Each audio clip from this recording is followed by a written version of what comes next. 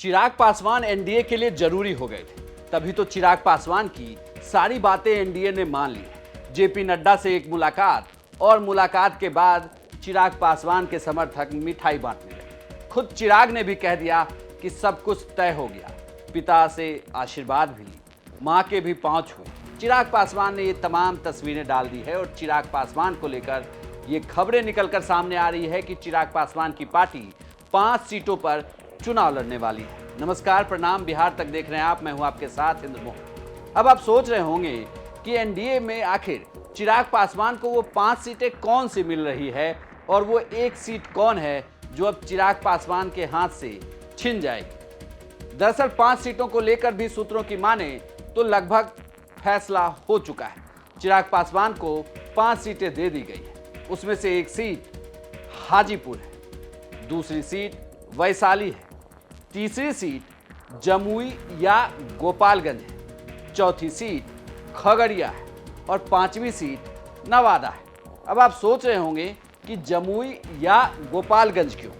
दरअसल जमुई की सीट पर जेडीयू चुनाव लड़ना चाहती है। जमुई की सीट को अशोक चौधरी के लिए जेडीयू चाहती है कि यह सीट छोड़ दे चिराग और उस सीट पर अशोक चौधरी चुनाव लड़े।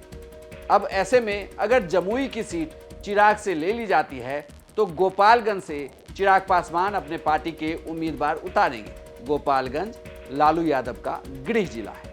इससे भी बड़ी बात यह कि चिराग पासवान के दबाव के बाद सिर्फ सीटें ही फाइनल नहीं हुई। इस दबाव को आप ऐसे समझिए कि जिस पार्टी के साथ या जिस धड़े की वजह से ये तमाम पेच फंसा हुआ था, उस धड़े को एनडीए एक भी सीट नहीं देने जा रही है। यानी कि पशुपति पारस की पार्टी के एक भी उम्मीदवार अब चुनाव में नहीं उतरेंगे। खबरों की माने तो पशुपति पारस को राज्यपाल बनने का ऑफर दिया गया है और समस्तीपुर के सांसद प्रिंस राज को बिहार सरकार में मंत्री बनाया जा सकता है। बीजेपी ने इन दोनों धड़ों को साधने के लिए ये प्लान तैयार किया, जिसमें चिराग बीजेपी के लिए मजबूरी से दिखे। यानी कि अगर बिना चिराग पासवान के वो चुनाव में उतरते हैं तो उन्हें भारी नुकसान होता और लगातार महागठबंधन की तरफ से भी चिराग पासवान को ऑफर दिया जा रहा था।